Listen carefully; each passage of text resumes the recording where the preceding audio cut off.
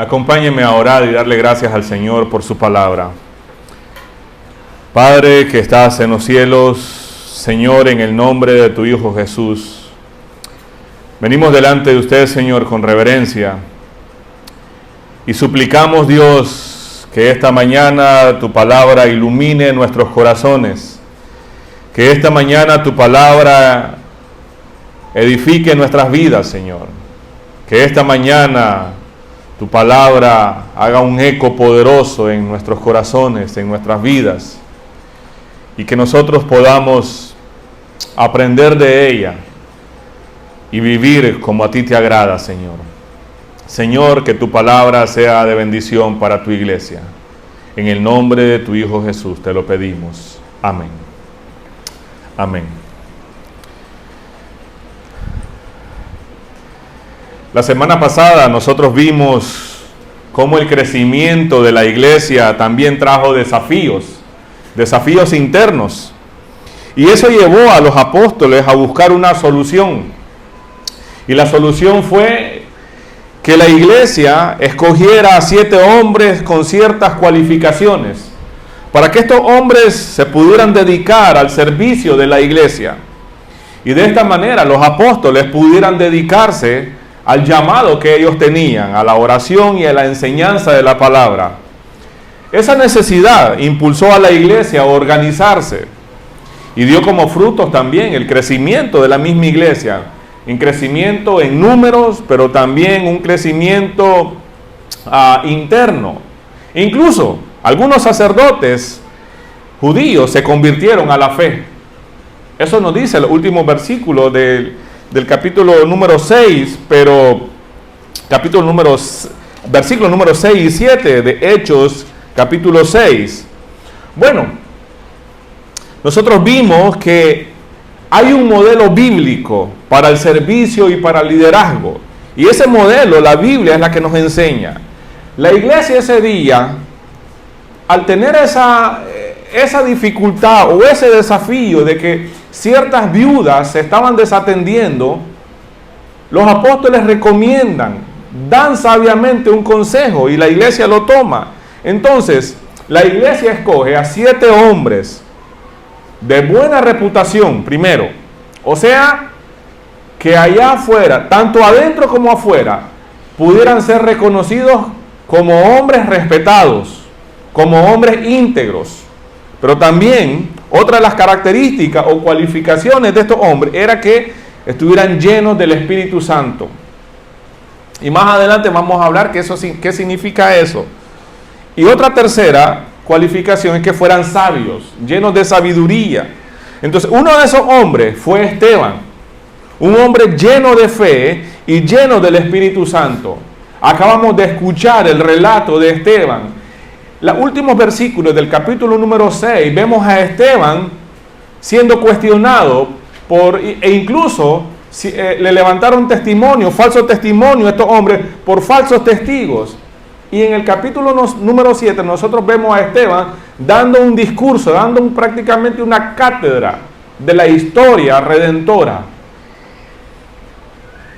Entonces, antes de ver lo que pasa con Esteban, quiero preguntarle algo sí a usted, a todos ustedes. ¿Siempre es fácil hacer lo correcto? ¿Le cuesta a usted hacer lo correcto siempre? ¿Mantendrías tus creencias bajo cualquier circunstancia? ¿Cómo podemos mantenernos firmes en nuestras convicciones sin importar lo que suceda? ¿Cómo? Porque casi siempre, ¿verdad? Los que estamos acá, los líderes de la iglesia, los pastores, están siempre enseñándole a la gente, manténganse firmes, sean valientes. ¿Cómo? En manera práctica, ¿cómo? ¿Cómo logro eso? Yo quiero hacerlo, dice usted, ¿verdad? Pero ¿cómo lo logro? Bueno, solo déjenme definir lo que es una convicción. Es algo que creemos que es verdad. Es un principio a lo cual nos aferramos o apegamos. Cuando uno renuncia, cuando los cristianos renuncian a sus convicciones, cuando renunciamos a nuestros principios, casi siempre es por miedo. miedo a la crítica, miedo al rechazo, miedo al fracaso, miedo incluso a la pérdida de algo o de alguien, como una amistad, como un familiar. El pueblo de Dios necesita aprender cómo desarrollar una fe valiente, cómo desarrollar convicciones firmes, basadas por supuesto en la bondad y en la soberanía de Dios, no en falsas creencias, no en emocionalismo, sino en la bondad de Dios, quien puede sostenernos aún en medio de las dificultades que podemos enfrentar a diario. Y por supuesto, no siempre es fácil hacer lo correcto. Si usted quería la respuesta, ¿sí es fácil? No, no siempre es fácil. No siempre es fácil hacer lo que es agradable para Dios. Pero escuche esto. Los beneficios de permanecer firmes en lo que creemos siempre son mayores que las dificultades que enfrentamos. Los beneficios que se obtienen cuando permanecemos firmes a lo que creemos siempre son mayores que las dificultades. Siempre los beneficios van a ser mejores y mayores. Entonces, en la segunda parte del capítulo número 6 de Hechos y en todo el capítulo 7, nosotros vemos una narrativa de la vida, la fe, el valor, las convicciones de Esteban.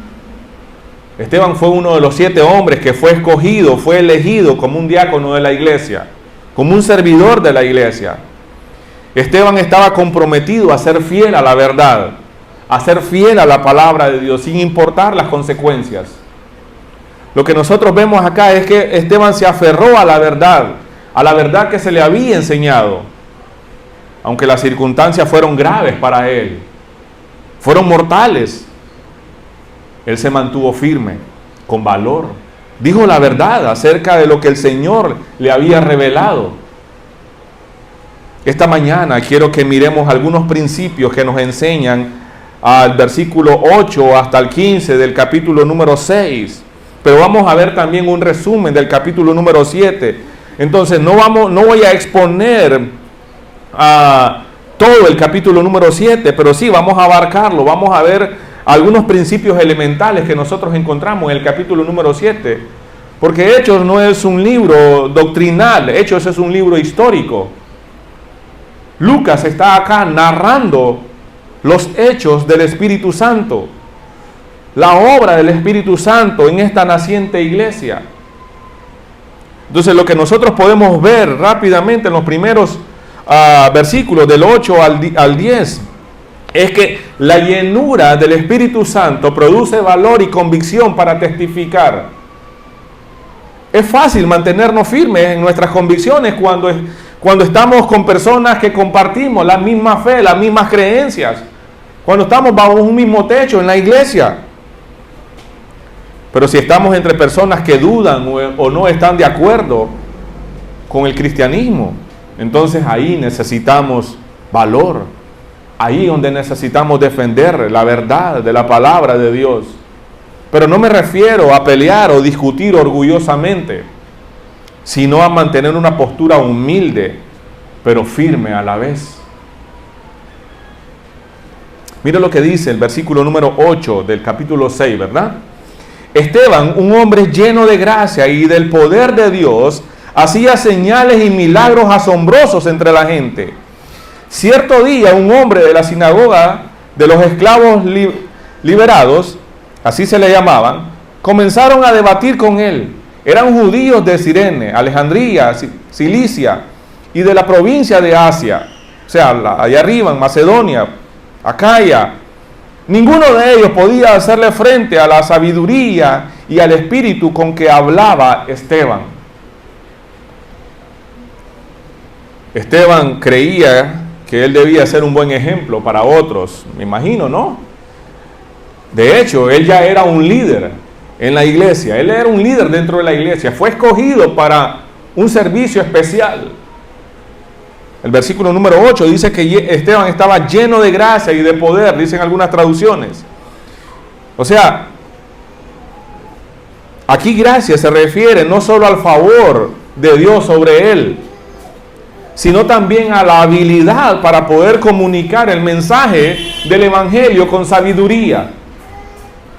Y poder aquí indica que la manifestación del Espíritu Santo estaba a través de los señales y los milagros que hacía Esteban. Porque dice, hacía prodigios y señales, igual a los apóstoles.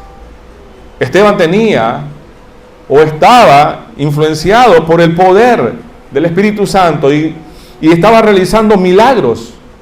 Esto es una evidencia de su llamado, una evidencia de la presencia de Dios en su vida, una evidencia de la presencia de Dios con él. Dios estaba usando a Esteban para un propósito especial. Dice que estaba lleno del Espíritu Santo. La llenura del Espíritu Santo le dio la capacidad de realizar estos prodigios, estas señales. Pero más que de prodigios o milagros, su verdadero poder estaba ¿a dónde? En su valentía para poder predicar el Evangelio. Y una de las evidencias de lo que estoy diciendo ahí, que el valor de Esteban o la evidencia real de que el Espíritu Santo estaba con él, de que él estaba siendo lleno por el Espíritu Santo, es que es claro lo que vemos en el capítulo número 7, que el capítulo que los jóvenes nos acaban de leer. Esteban no fue apedreado por lo que él hacía, por los milagros, sino por lo que dijo, por la forma en que les predicó, con el valor con el que él proclamó la verdad. Mira el versículo número 10. Ninguno de ellos podía hacerle frente a la sabiduría, al espíritu con que Esteban hablaba. Los líderes religiosos no pudieron refutar la verdad de las palabras de Esteban. Los adversarios de Esteban eran expertos en la escritura, expertos en la tradición judía, pero no podían refutar la sabiduría de Esteban. Interesante, ¿no?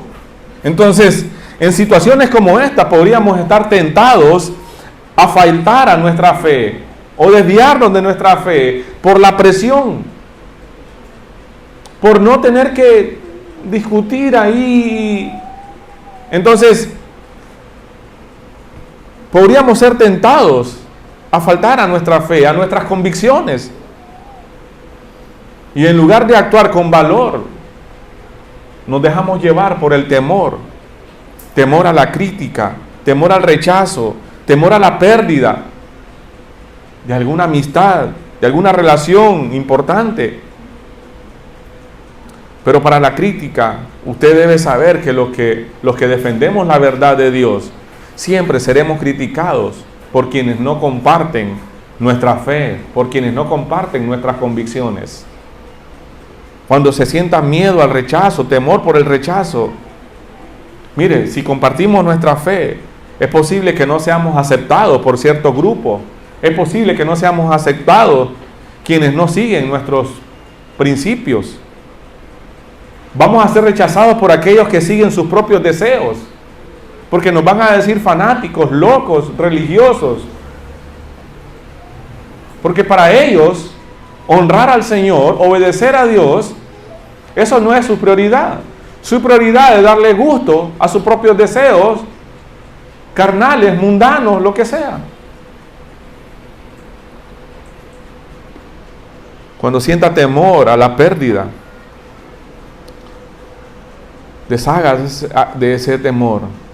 A veces no queremos adoptar una posición recta y obediente porque podríamos perder amigos.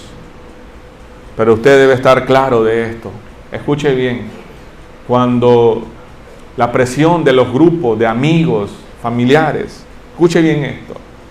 Quien te impida obedecer al Señor no es un amigo de verdad. Quien te esté empujando, quien te esté incitando a no obedecer a Dios, eso no es un amigo de verdad. Esa persona no quiere el bien para usted. Entonces, sacrificar nuestra fe, sacrificar nuestras convicciones, sacrificar nuestros principios bíblicos para complacer a los demás, no. Eso solo nos mantendrá alejados del plan de Dios para nuestras vidas. Por supuesto que sí. Siempre es mejor vivir para Cristo. Siempre es mejor obedecer sus mandatos para que podamos glorificarle. Entonces, como creyentes, nosotros somos llamados a ser testigos valientes de Cristo, a ser testigos valientes del Evangelio. La clave para esto es la llenura del Espíritu Santo. Efesios capítulo 5, versículo 18 dice que no nos embriaguemos con vino, con licor, más bien que seamos llenos del Espíritu Santo. Y aquí una comparación, ¿no? De estar influenciados por el licor, por el vino, y estar influenciados por el Espíritu Santo. No se trata de depender de nuestras propias fuerzas, no se trata de discusiones fogosas o de caer en emocionalismo, sino de permitir que Dios nos dé la sabiduría, que Dios nos dé el poder para poder hablar su verdad. Entonces, como pueblo de Dios, debemos aferrarnos a nuestras convicciones, sin importar las consecuencias. Por supuesto, como dije anteriormente, va a haber temor. Temor a las consecuencias, temor a la pérdida de familiares, amigos, de amistades, temor a la crítica, temor al rechazo, temor a que no te acepten en el grupo. Pero como pueblo de Dios debemos aferrarnos a nuestras convicciones sin importar las consecuencias. Agradar a Cristo es nuestra mayor prioridad. Si tu prioridad es agradar a la gente para que la gente te mire como, no, es que Juancito es linda gente.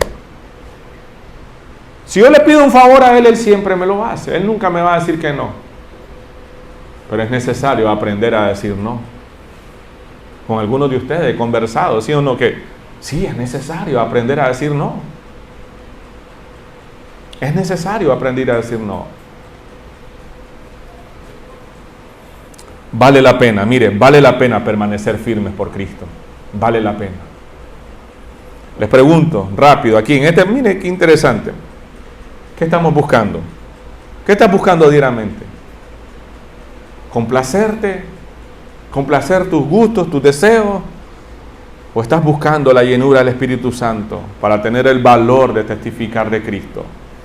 Incluso en momentos difíciles debemos orar al Señor. Ahora, ¿cuáles son los frutos? ¿Cuáles son las evidencias de la llenura del Espíritu Santo? ¿Qué nos dice la Biblia acerca de la llenura del Espíritu Santo? Bueno, existe una diferencia abismal entre una persona que está siendo influenciada por el alcohol o bebidas alcohólicas y el creyente que está siendo influenciado por el Espíritu Santo. Una persona ebria pierde el control de sí misma, mientras que uno de los frutos del Espíritu Santo es el dominio propio. Pablo dijo en Gálatas 5, 22, 23 que el fruto del Espíritu Santo es amor, gozo, paz, paciencia, benignidad, bondad, fe, mansedumbre, templanza.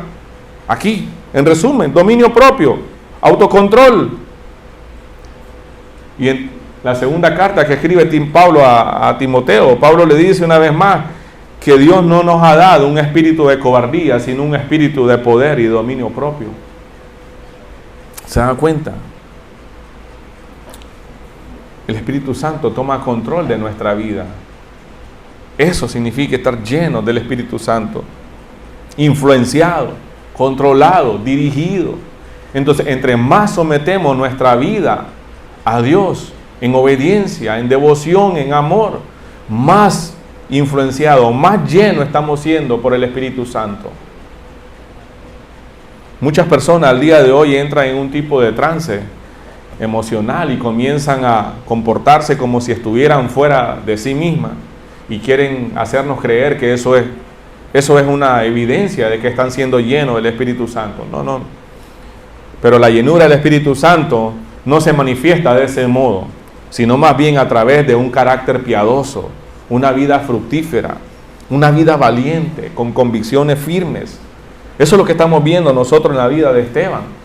Alguien lleno del Espíritu Santo, no dejándose acobardar, no echándose para atrás, sino proclamando la verdad del Evangelio, sin caer en el orgullo, pero con valentía, con denuedo. Otro de los principios que nosotros miramos acá en el versículo número 11, mira lo que dice. Entonces persuadieron a unos hombres para que dijeran mentiras acerca de Esteban. Ellos declararon: nosotros lo oímos blasfemar contra Moisés y hasta contra Dios.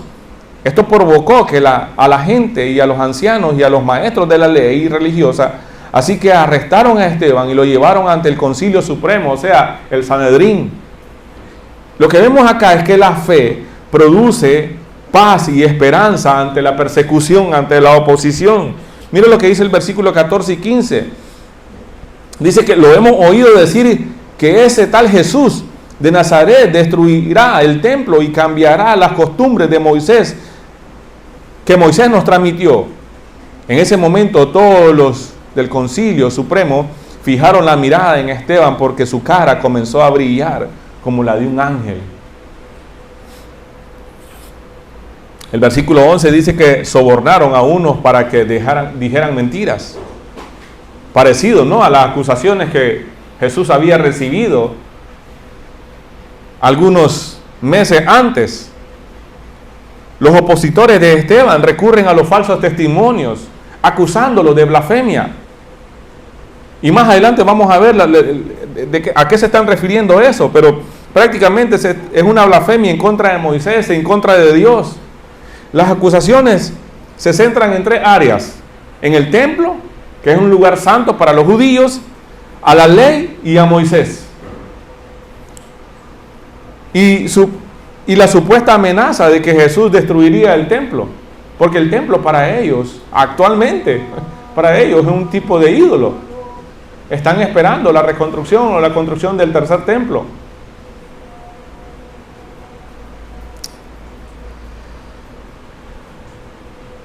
A pesar de las falsas acusaciones, a pesar de la blasfemia contra él, Esteban se mantuvo en paz, se mantuvo sereno. Eso era una señal de que él estaba plenamente consciente de que su vida estaba en las manos del Señor y no en las manos de los hombres. Tu vida, ¿en manos de quién está? Cuando viene el peligro, cuando vienen las dificultades, cuando vienen los problemas. Por supuesto, queremos buscar soluciones rápidas para nosotros mismos, pero se nos olvida que nuestra vida, nuestra seguridad, nuestra provisión, todo, absolutamente todo está en las manos de Dios. Todo está en las manos de Dios. Entonces, enfrentar la oposición con calma, enfrentar la persecución con calma y confianza es una señal de una fe firme, de una fe profunda, de convicciones fuertes. Jesús enseñó en Mateo 5, 10 al 12 que aquellos que son perseguidos por causa de la justicia son bienaventurados. Mire lo que dice Mateo 5, 10. Dios bendice a los que son perseguidos por hacer lo correcto, porque el reino de los cielos les pertenece. Dios los bendice a ustedes cuando la gente les hace burla y los persigue y miente acerca de ustedes y dice toda clase de cosas malas en su contra, porque son mis seguidores. Alégrense, estén contentos porque les espera una gran recompensa en el cielo. Recuerden que a los antiguos profetas los persiguieron de la misma manera. Cuando sufrimos por el Evangelio debemos recordar que nuestra recompensa es grande en los cielos. Cuando sufrimos por el Evangelio, no por nuestras propias decisiones, sino cuando sufrimos por el Evangelio. Les pregunto, ¿cómo reacciona usted cuando enfrenta oposición, cuando enfrenta dificultades? ¿Con fe? ¿Con duda?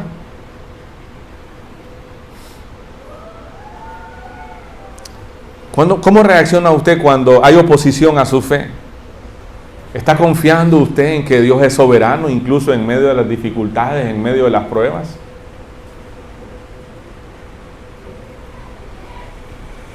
¿O es de los que comienza a tocar flauta, a comerse las uñas y a ponerse nervioso? ¿Cómo hace? Mire el versículo número 15. Dice, en ese momento todos los del Concilio Supremo fijaron la mirada en Esteban porque su cara comenzó a brillar como la de un ángel. Este detalle acá enseña que Esteban estaba lleno de la presencia de Dios. Estaba reflejando paz y serenidad.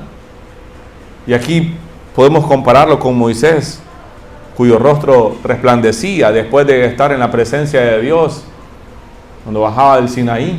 Eso está en Éxodo 34:29, para los que anotan. Los que observaron dijeron, vieron su rostro como el rostro de un ángel, lo que indica es su confianza en Dios en medio de la oposición.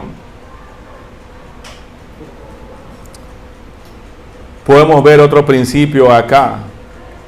Las convicciones bíblicas producen un mensaje centrado en la historia redentora.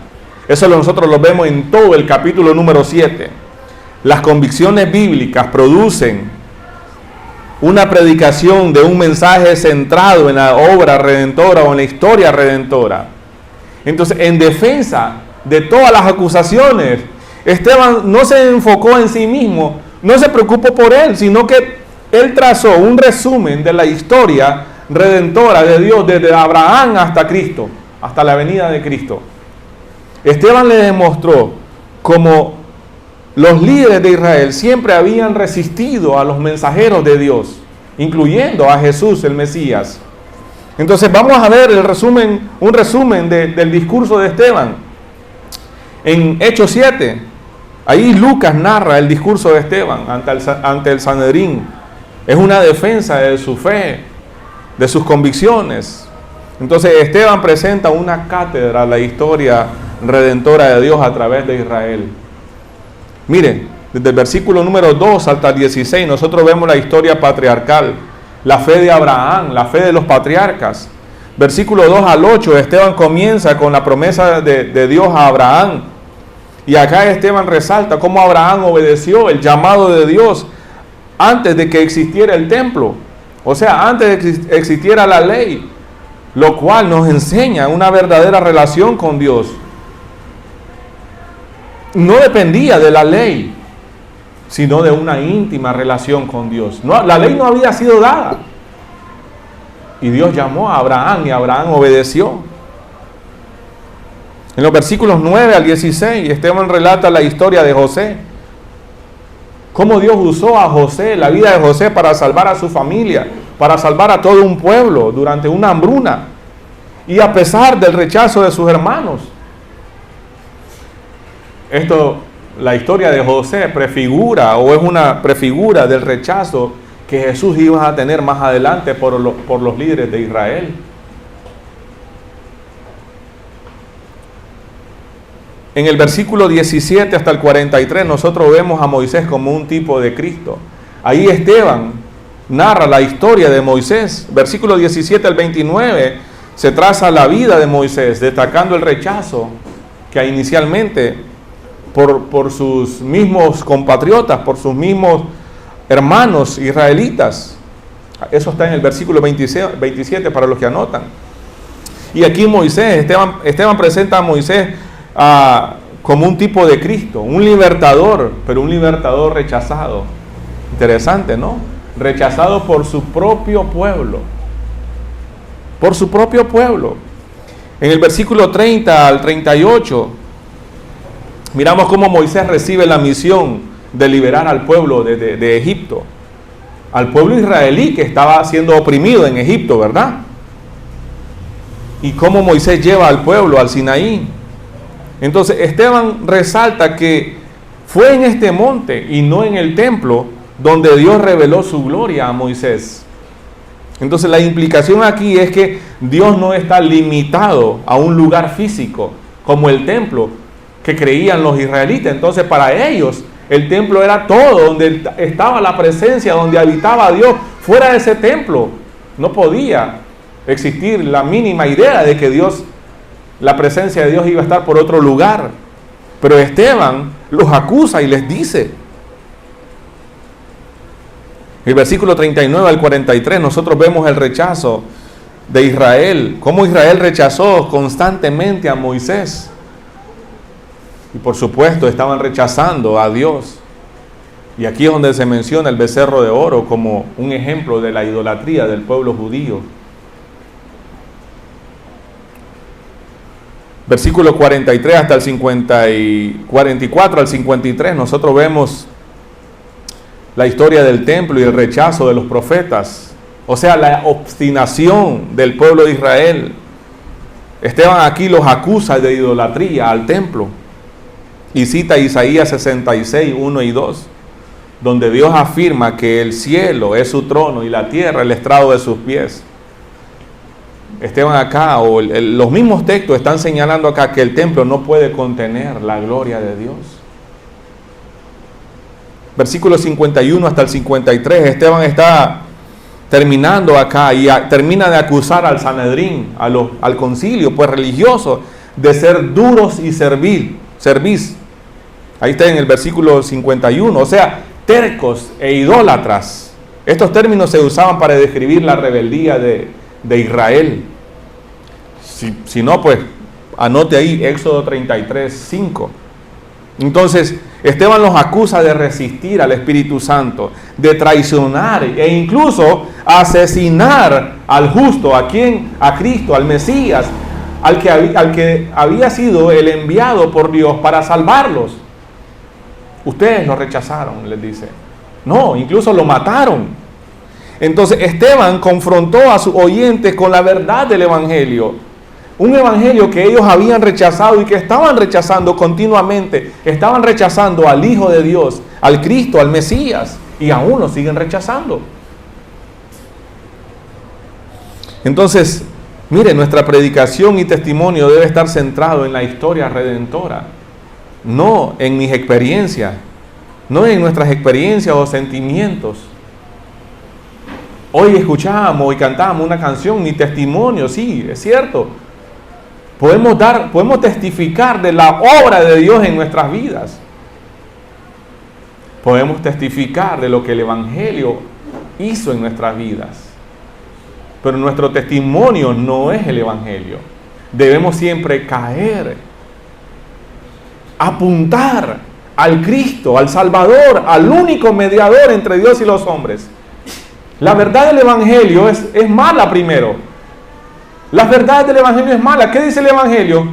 No solo que Dios amó tanto al mundo y dio a su Hijo unigénito para que todo aquel que crea no se pierda, mas tenga vida eterna. No. Primero dice también que antes estábamos muertos en nuestros delitos y pecados, igual que el resto de los demás. Nuestra condición delante de Dios es que éramos rebeldes, desobedientes, orgullosos, malvados, corruptos, moral y espiritualmente. Y eso, por supuesto, es ofensivo a Dios. Y que por nuestra propia naturaleza no podemos salvarnos a nosotros mismos. Entonces ahí es donde cae la buena noticia. Pero Dios envió a su Hijo. Pero Dios muestra su amor de esta manera, en que siendo aún nosotros pecadores, Cristo vino a morir por nuestros pecados. Eso es lo que este pueblo había rechazado y estaba rechazando. Ese es el mensaje que aún se sigue rechazando por miles y millones de personas. Pero ese es el mensaje que usted y yo hemos creído, y es el mensaje que debemos predicar siempre con valentía, aún cuando sea difícil, aún cuando otros se opongan. Esta semana pasada tuve el privilegio también de compartir con muchas personas que venían de varios departamentos de Chinandega, del país de Nicaragua, a operarse algún problema visual. Y sí, muchos tenían problemas visuales. Sí, si estaban ahí es porque estaban conscientes, las pruebas, los exámenes, todo lo que el doctor, el cirujano, los internistas le dieron. Mire, así está su vista, así, usted padece de hipertensión, del azúcar, de esto, de lo otro. Ellos tenían una carpeta en sus manos, un expediente, y en ese expediente estaban los resultados de varios exámenes que demostraban su condición, su salud visual. Eso solo evidenciaba de que ellos necesitaban algún tipo de tratamiento, algún tipo de cirugía, sea de catarata o retina, otras cosas. Pero así es el Evangelio también. El Evangelio nos dice así están ustedes, pero hay solución. Y entonces Esteban primero acá acusa de duros, de cerviz, de arrogantes, de tercos.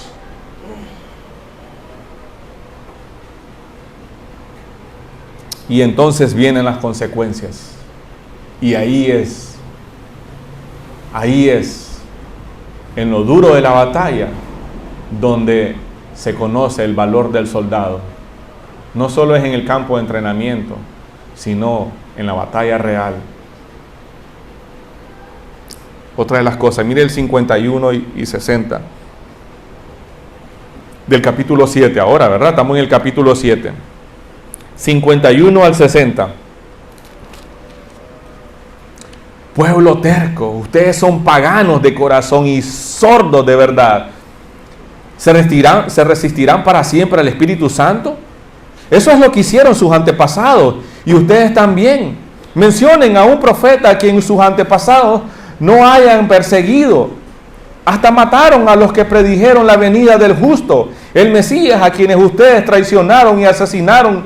Deliberadamente desobedecieron la ley de Dios, a pesar de que la recibieron de manos de Moisés. Esteban está acá, solo poniendo sobre el escritorio la evidencia de la condición de estos hombres. Los líderes judíos se enfurecieron por la acusación de Esteban y con rabia le mostraban sus puños.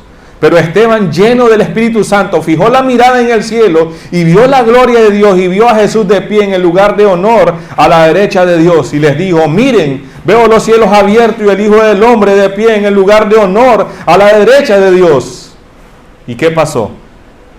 Entonces ellos taparon los oídos con las manos y empezaron a gritar.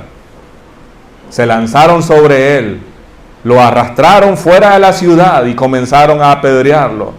Sus acusadores le quitaron las túnicas y las pusieron a los pies de un joven que se llamaba Saulo. Eso lo vamos a ver más próximo domingo.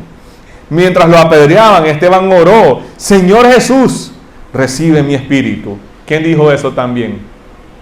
Jesús mismo. Cayó de rodillas gritando: Señor, no los culpes por este pecado. Dicho esto, murió. ¿Quién dijo eso también? Jesús en la cruz.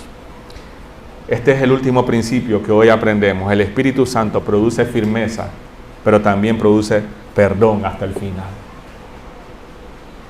Después de su poderoso sermón, los líderes, el poderoso sermón de Esteban, ¿verdad? ¿Qué pasa? Los líderes religiosos se enfurecieron, tanto que llevaron a Esteban afuera de la ciudad, lo apedrearon. Y aún en su último momento, Esteban oró: Señor, no les tomes en cuenta este pecado. Versículo 60. Esteban aquí mostrando una actitud de perdón, igual que Jesús en la cruz. Además, Esteban levantó la vista, dice, y vio la gloria de Dios y a Jesús de pie a la diestra, a la derecha del Padre. Eso está en el versículo 55. Y esto aquí revela que a pesar de las circunstancias terrenales, su enfoque, su mirada estaba ¿dónde? En la eternidad. En la eternidad. Los cristianos somos llamados a ser fieles hasta la muerte. Este es un verdadero ejemplo de firmeza, de valentía, de convicciones firmes. Y yo siempre les he dicho: aquí nadie te anda persiguiendo por ser cristiano. Aquí nadie anda botando la puerta solo porque soy evangélico. Hay otros países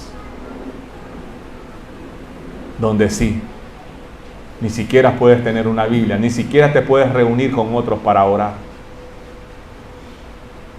No sé si va a llegar el día que eso suceda.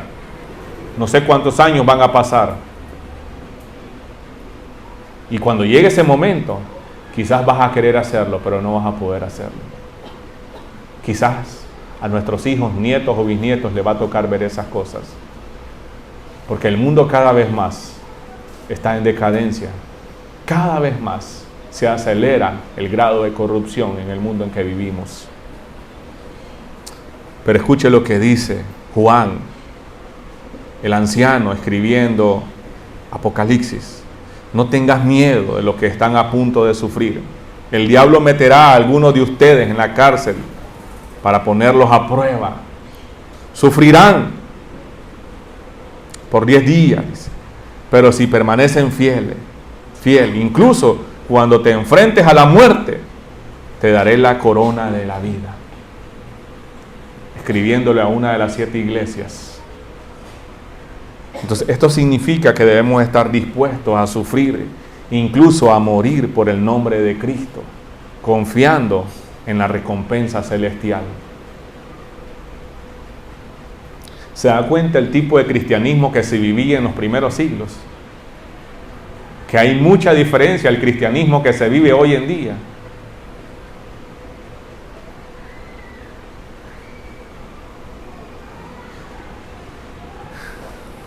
El perdón hacia nuestros enemigos es una marca distintiva del cristiano. Vemos acá en Esteban como un verdadero ejemplo. Así como Esteban oró por aquellos que lo mataban, también nosotros debemos orar por quienes nos persiguen. ¿Sí? Por quienes te ponen la música a todo volumen a las 2, 3 de la mañana cuando usted quiere descansar. Un sábado que usted quiere descansar un poco más y levantarse tranquilo un domingo para venir a la iglesia. Tal vez algún vecino cercano o lejano se le ocurrió tener una fiesta y son las 4 de la mañana y no ha apagado su equipo de sonido. Por ellos también hay que orar. Tal vez un familiar que no comparte tu fe, que hace cosas solo por incitarte a la discusión. Mateo 5:44, de hecho del 43 se lo voy a leer. ¿Han oído la ley que dice ama a tu prójimo y odia a tu enemigo? Pero yo les digo, ama a tus enemigos, ora por los que te persiguen, dice el Señor Jesús. Preguntémonos, ¿estoy dispuesto a perdonar a aquellos que me han hecho daño? ¿Estoy dispuesto a perdonar a aquellos que me han lastimado o que me están lastimando? ¿Estoy dispuesto a hacerlo como lo hizo Esteban? Miren, muchos de los resentimientos, muchos de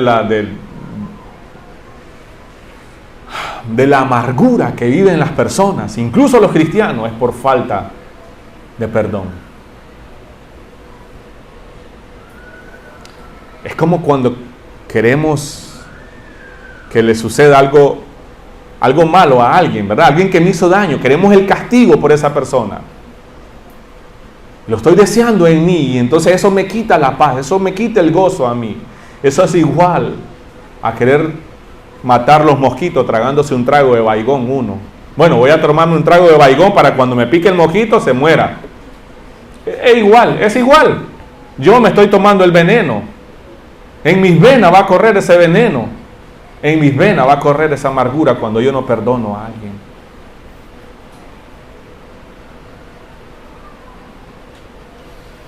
¿Ustedes creen que el daño que alguien te haya hecho es mayor, o la ofensa que alguien te haya hecho es mayor de la ofensa que tú le has hecho a Cristo, que tú ya le has hecho a Dios? Entonces, cuando venimos a Cristo, cuando entendemos el Evangelio, entendemos el perdón que Él nos ha dado. Y solo cuando recibimos perdón es que podemos perdonar. Cuando entendemos el Evangelio y somos llenos del Espíritu Santo, no solo actuamos con valor, con convicciones, sino que también actuamos con misericordia, con gracia hacia los demás. Eso es lo que Esteban está enseñando acá. Escuche bien esto. Nunca nos parecemos más a Cristo que cuando perdonamos a nuestros enemigos. Nunca. Y a manera de conclusión, podemos ver esto. La vida y la muerte de Esteban nos enseñan sobre la verdadera valentía cristiana. Ahí. Él fue fiel hasta el final. Él dependió del poder del Espíritu Santo. Él proclamó el Evangelio e incluso dio perdón a sus enemigos. Hoy Dios nos llama a nosotros a seguir ese ejemplo ser llenos del Espíritu Santo, ser controlados, influenciados completamente, que Él gobierne completamente nuestras vidas. Hoy podemos comenzar a ser valientes para dar nuestro testimonio, para ser fieles testigos y fieles hasta el final. Escuche lo que dice 1 Corintios 16, 12. Por aquí vamos a terminar. 1 Corintios 16. Voy a leer desde el 12 en adelante. Ahora, en cuanto a nuestro hermano Apolos, yo le rogué que fuera a visitarlo en compañía de los otros creyentes, pero él no estaba dispuesto a ir por el momento. Los verá después, cuando tenga la oportunidad. Escuche bien lo que dice el 13. Estén alertas, permanezcan firmes en la fe, sean valientes, sean fuertes y hagan todo con amor. Esa es la aplicación para nosotros esta mañana. Iglesia, podemos enfrentar la oposición, podemos enfrentarla cuando crecemos en fe. Podemos enfrentar la oposición con fe, con esperanza. Podemos enfrentar la oposición con valentía, con firmeza, con convicción. Podemos proclamar el Evangelio con valentía, pero siempre debemos poner la mirada en Cristo, quien está sentado a la diestra del Padre. Entonces, mi amado, el llamado de Dios para nosotros esta mañana es que podamos vivir vidas que sean un reflejo de la gloria de Dios, un reflejo de la gloria de Cristo, hasta que lo veamos a Él cara a cara. Eso es lo que Dios nos pide hoy. Que nuestras vidas sean un vivo reflejo de la gloria de Dios. Un vivo reflejo de la gloria de Cristo. Hasta que lo veamos a Él cara a cara. Pero mientras tanto, permanezca firme, con valor. Permanezca fiel a sus convicciones. Permanezca firme a la fe a la cual ha sido llamado. Oremos. Padre que estás en los cielos, Señor, en el nombre de tu Hijo Jesús, estamos muy agradecidos por esta mañana, muy agradecidos por tu palabra, Señor, por el buen ejemplo, Señor, de fe, de valentía, de coraje, de convicción de este hombre, Señor, Esteban, un hombre lleno de tu Santo Espíritu, un hombre lleno de sabiduría, un hombre lleno de convicción, de valor, pero a la vez, Señor, un hombre lleno de misericordia y gracia. Y lo vemos, Señor, vemos sus convicciones, cómo Él declaró, enseñó, proclamó la historia redentora, Señor. Pero a la vez vemos su gracia, su compasión, perdonando incluso a los que le quitaron la vida. Señor, este tipo de fe no es común. Este tipo de fe, Señor, no es común. Pero es una fe a la que somos llamados todos tus seguidores, todos los cristianos, Señor. Ayúdanos, Señor, a tener esta misma fe, a desarrollar estas mismas convicciones, para que a la hora, Señor, que vengan las pruebas, las dificultades, podamos permanecer firmes ante ellas. Y así de esa manera, Señor, darte gloria y honra. Así de esa manera, Dios, que nuestras vidas reflejen la gloria de Cristo hasta el día que te veamos cara a cara. Señor, en tu nombre, Jesús, hemos orado. Amén. Amén. Que el Señor les bendiga a todos.